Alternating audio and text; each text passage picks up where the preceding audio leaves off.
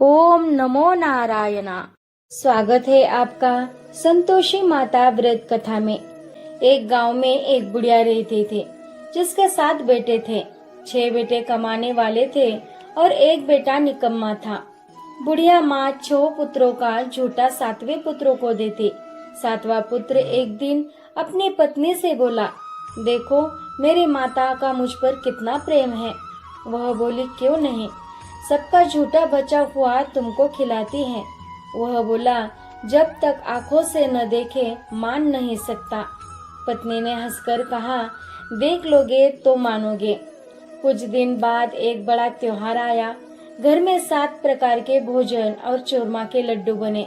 वह पत्नी की बात को जांचने के लिए सिर दर्द का बहाना बनाकर पतला कपड़ा सिर पर ओढ़कर रसोई में जाकर सो गया और कपड़े में से सब देखता रहा। 6 भाई भोजन करने लगे। उसने देखा माँ ने उनके लिए सुंदर सुंदर आसन बिछाए, 7 प्रकार की रसोई परोसी और आग्रह कर करके उन्हें भोजन कराती रही। वह देखता रह गया। 6 भाई भोजन कर उठ गए। तब माँ ने उनकी 5 थालियों में से लड्डुओं के टुकड़ों को उठाया और एक लड्डू बनाया। जूठन साफ कर माँ ने उसे पुकारा, उठ बेटा उठ, तेरे भाइयों ने भोजन कर लिया, तू भी उठकर भोजन कर ले। उसने कहा, माँ मुझे भोजन नहीं करना, मैं परदेश जा रहा हूँ। माता ने कहा, कल जाना हो तो आज ही जा। वह बोला, हाँ हाँ जा रहा हूँ। यह कहकर वह घर से निकल गया। चलते समय उसे पत्नी की याद आई। वह गौशाला में कंडे थाप रही थी। वहां जाकर वह बोला, मेरे पास तो कुछ नहीं है, यह अंगूठी है, सो ले लो और अपनी कोई निशानी मुझे दे दो। वह बोली, मेरे पास क्या है, यह गोबर भरा हाथ है। यह कहकर पत्नी ने उसकी पीठ पर गोबर के हाथ की थाप मार दी। वह चल दिया। चलते चलते दूरदेश में पहुंचा। वहां एक साहूकार की दुकान थी। वहां जाकर बोला, सेठ जी मुझे नौकरी पर रख लो। साहूकार को नौकर की सख्त जरूरत थी।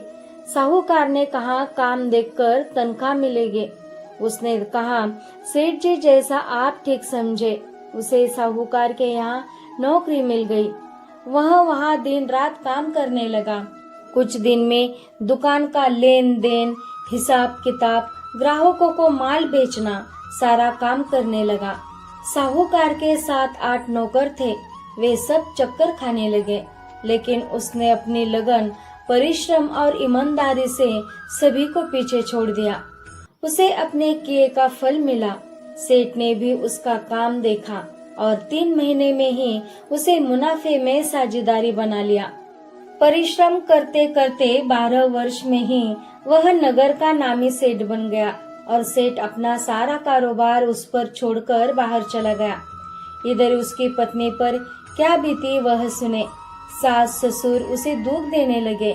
गृहस्थी का काम करवा कर उसे लकड़ी लेने जंगल में भेजते। इस बीच घर की रोटियों के आटे से जो भूसी निकलती उसकी रोटी बनाकर रख दी जाती और फूटे नारियल की नरेली में पानी दिया जाता। इस तरह दिन बीतते रहे। एक दिन वह जंगल में लकड़ी लेने जा रही थी। तब उसे रास्ते में बहुत स्त्रियां संतोषी माता का व्रत करती दिखाई दी। यह वहां खड़ी होकर पूछने लगी, बहनों यह तुम किस देवता का व्रत करती हो और इसके करने से क्या फल होता है? इस व्रत के करने की क्या विधि है? यदि तुम अपने इस व्रत का विधान मुझे समझा कर कहोगी तो मैं तुम्हारा बड़ा एहसान मानूंगी। इनमें से एक स्त्री बोली, सुनो, यह संतोषी माता का व्रत है। इसके करने से निर्धनता, दारिद्रता का नाश होता है, लक्ष्मी आती है, मन की चिंताएं दूर होती है, मन को प्रसन्नता और शांति मिलती है। नुपुति को पुत्र मिलता है, प्रीतम बाहर गया हो तो वह शीघ्र लौट आता है, कुंवारी कन्या को मन पसंद वर मिलता है, चलता मुकदमा खत्म हो जाता है, कलह क्लेश की निवृत्ति हो, मुख शांति होती है, घर में धन जमा हो, धन जायदाद का लाभ होता है तथा और भी मन में जो कुछ कामना हो सब संतोषी माता की कृपा से पूरी हो जाती है। इसमें संदेह नहीं है। वह पूछने लगे, यह व्रत कैसे किया जाता है, यह भी बताओ तो बड़ी कृपा होगी। वह श्री कहने लगे, बिना परेशानी, श्रद्धा और प्रेम से जितना बन सके प्रसाद लेना, 5.25 पैसे से 5.25 आने तथा इसमें भी ज्यादा शक्ति और भक्ति के अनुसार गुड़ और चना ले। हर शुक्रवार को निराहार रहकर कथा कहना, सुनना, इसके ओम बीज कम नहीं टूटे। लगातार नियम पालन के करना। सुनने वाला कोई न मिले तो घी का दीपक जलाकर उसके आगे जल के पात्र को रखकर कथा कहना, परंतु नियम न टूटे। जब तक कार्य सिद्ध न हो नियम पालन करना और कार्य सिद्ध हो जाने पर व्रत का उद्यापन करना। 3 मास में माता पूरा फल प्रदान करती है। यदि किसी के ग्रह खोटे हैं तो भी माता 1 वर्ष में अवश्य उनको अनुकूल करती है। कार्य सिद्ध होने पर ही उद्यापन करना चाहिए, बीच में नहीं। उद्यापन में 2.5 सेर आटे का खाजा तथा इसी अनुसार खीर तथा चने का साग बनाना। 8 बच्चों को भोजन कराना। जहाँ तक मिले देवर, जेठ, भाई, बंधु, कुटुंब के लड़के दे लेना। न मिले तो रिश्तेदारों और पड़ोसियों के लड़के को बुलाना, उन्हें भोजन कराना। यथाशक्ति दक्षिणा दे। माता का नियम पूरा करना। ध्यान रखना, उस दिन घर में कोई खटाई न खाए। यह सुन वह वहाँ से चल दी। रास्ते में लकड़ी के बोझ को बेच दिया और उन पैसों में गुड़ चना ले माता के व्रत की तैयारी कर आगे चली। रास्ते में संतोषी माता के मंदिर में जा माता के चरणों में लौटने लगे। विनती करने लगी, माँ मैं दीन हूँ, निपट मूर्ख हूँ, व्रत के नियम कुछ जानती नहीं, मैं बहुत दुखी हूँ। हे माता मेरा दुख दूर कर, मैं तेरी शरण में हूँ। माता को दया आई।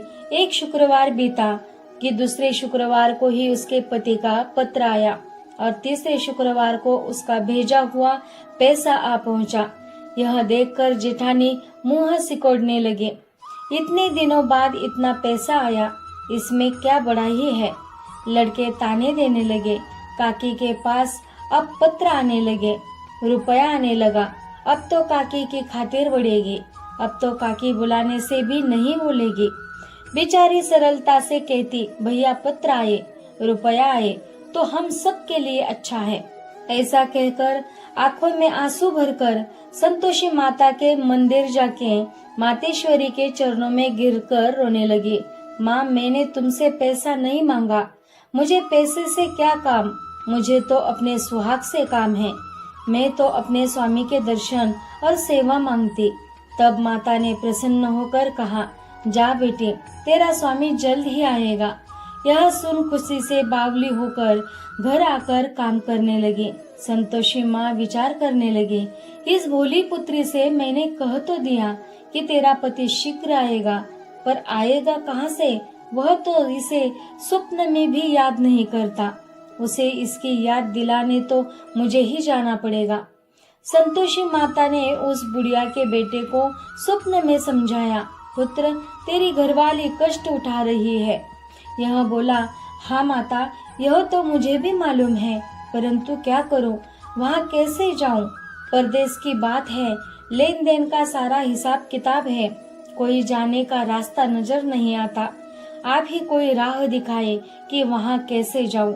माँ कहने लगी, सवेरे नहा धोकर संतोषी माता का नाम ले, घी का दीपक जला, दंडवत कर और दुकान पर जाप करके बैठ जाना। देखते देखते तेरा लेन देन चूक जाएगा, जमा माल बिक जाएगा, सांझ होते होते धन का ढेर लग जाएगा। वह अगले दिन सुबह बहुत जल्दी उठा। उसने अपने मित्र बंधुओं परिचितों से स्वप्न में माता द्वारा कही गई बात कही सुनाई। वे सब उसकी बात सुनकर उसकी खिल्ली उड़ाने लगे।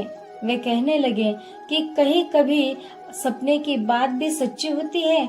एक बूढ़ा व्यक्ति बहुत समझदार था।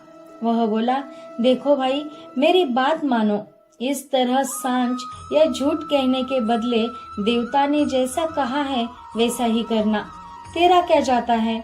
बूढ़े की बात मानकर नहा धोकर उसने संतोषी माता को प्रणाम किया। फिर भी दीपक जलाकर दुकान पर जा बैठा।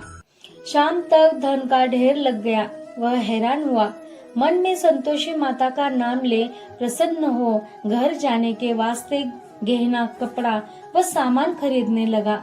सब काम से निपट अपने घर को रवाना हुआ। उधर उसकी पत्नी जंगल में लकड़ी लेने गई। लौटते वक्त थक जाने के कारण संतोषी माता के मंदिर पर विश्राम करने बैठ गई। यह तो उसका रोज रुकने का स्थान था। धूल उड़ती देख उसने माता को पूछा, हे माता, यह धूल कैसी उड़ रही है? माँ ने कहा, हे पुत्री, तेरा पति आ रहा है।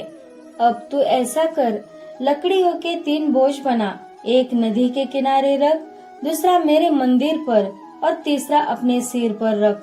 तेरे पति को लकड़ी का गड्ढा देखकर मोह पैदा होगा। यह वहाँ रुकेगा, नाश्ता पानी बना खाकर माँ से मिलने जाएगा।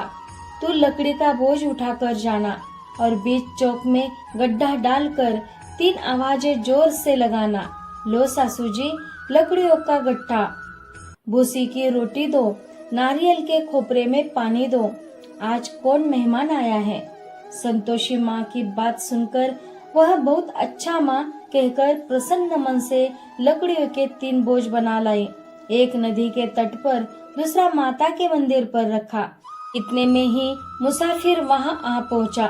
सूखी लकड़ी देख उसको इच्छा हुई कि अब यही विश्राम कर ले और भोजन बनाकर खा पी कर गाँव चले। इस प्रकार भोजन कर विश्राम कर वह अपने गांव में आ गया। उसी समय बहू सिर पर लकड़ी का गड्ढा लिए आई। उसने गड्ढा को आंगन में डाल जोर से 3 आवाजें दी, लो सासू जी, लकड़ी का गड्ढा लो, भूसी की रोटी दो, नारियल के खोपरे में पानी दो। आज कौन मेहमान आया है? यह सुनकर सास ने अपने दिए हुए कष्टों को भुलाने के लिए कहा, बहू, तू ऐसा क्यों कहती है? तेरा मालिक ही तो आया है। बैठ, मीठा भात खाकर कपड़े गहने पहन। पत्नी की आवाज सुनकर उसका स्वामी बाहर आया और उसके हाथ में पहने अंगूठी देख व्याकुल हो गया। उसने माँ से पूछा, माँ, यह कौन है? माँ बोली, बेटा, तेरी पत्नी है। आज 12 वर्ष हो गए। जब से तू गया है तब से सारे गांव में जानवर की तरह भटकती फिरती है। काम काज कुछ करती नहीं, 4 समय आकर खा जाती है। अब मुझे देखकर भूसी की रोटी और नारियल के खापरे में पानी मांगती है। वह बोला, माँ, मैंने इसे भी देखा है और तुम्हें भी। मुझे दूसरे घर की चाबी दो, मैं उसमें रहूंगा। ठीक है बेटा, जैसी तेरी मर्जी। ऐसा कहकर माँ ने चाबी का गुच्छा बेटे के सामने रख दिया।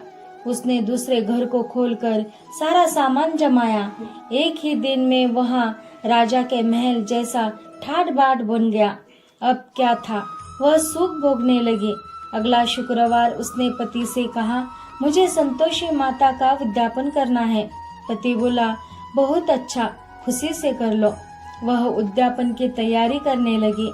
जेठ के लड़कों को भोजन के लिए कहने गई। उन्होंने मंजूर किया, परंतु पीछे से जेठानी ने अपने बच्चों को सिखलाया, देखो रे, भोजन के समय सब लोग खटाई मांगना, जिससे उसका उद्यापन पूरा न हो। लड़के भोजन करने आए, खीर पेट भर कर खाई, परंतु बात याद आते ही कहने लगे, हमें कुछ खटाई खाने को दे दो, खीर खाना हमें भाता नहीं, देखकर अरुचि होती है। लड़के उठ खड़े हुए, बोले, पैसे लाओ। बोली बहू कुछ जानती न थी, उसने उन्हें पैसे दे दिए। लड़कों ने बाजार जाकर उन पैसों से इमली खरीदी और खाई। यह देखकर बहू पर माताजी ने कोप किया। राजा के दूत उसके पति को पकड़ कर ले गए। अब सब मालूम हो जाएगा जब जेल की रोटी खाएगा। बहू से यह वचन सहन नहीं हुए। वह संतोषी माता के मंदिर में गई और कहने लगी, माता, तुमने यह क्या किया? हंसाकर क्यों रुलाने लगी? माता बोली, पुत्री, तूने मेरा व्रत भंग किया है, इतनी जल्दी सब बातें भुला दी। वह बोली, माता, भूली तो नहीं हूँ, न कुछ अपराध किया है, मुझे तो लड़कों ने भूल डाल दिया, मुझे क्षमा करो माँ। माँ बोली, ऐसी भूल भी कहीं होती है? यह बोली, अब कोई भूल नहीं होगी, अब बताओ मेरे पति कैसे आएंगे। माँ बोली, पुत्री जा, तेरा पति तुझे रास्ते में ही आता मिलेगा। वह मंदिर से निकलकर बाहर आई तो रास्ते में उसे अपना पति आता हुआ मिला। उसने पूछा, कहाँ गए थे। वह बोला, इतना धन जो कमाया है उसका कर राजा ने मांगा था, वह भरने गया था। वह प्रसन्न होकर बोली, भला हुआ, अब घर चलो। फिर अगला शुक्रवार आया। वह बोली, मुझे माता का उद्यापन करना है। पति ने कहा, ठीक है, करो। वह फिर जेठ के लड़कों से भोजन को कहने गई। जेठानी ने लड़कों को सिखा दिया कि तुम पहले ही खटाई मांगना।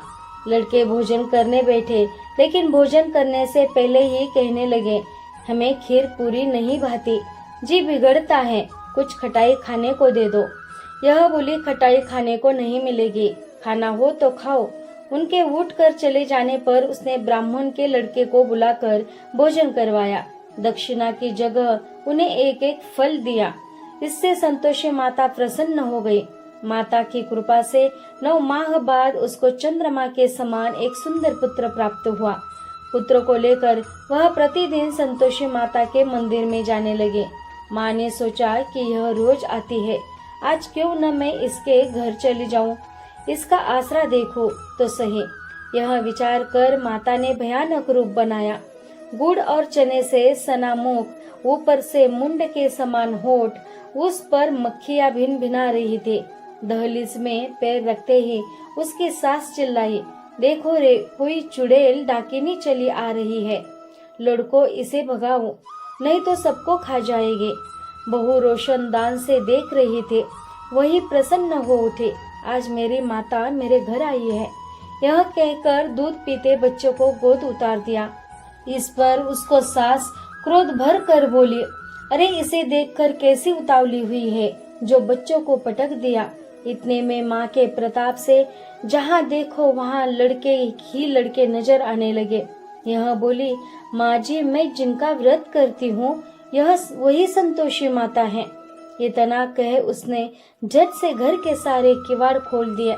सबने माता के चरण पकड़ लिए और विनती कर कहने लगे, हे माता, हम मूर्ख है, अज्ञानी है, तुम्हारे व्रत की विधि हम नहीं जानते, तुम्हारा व्रत भंग कर हमने बड़ा अपराध किया है।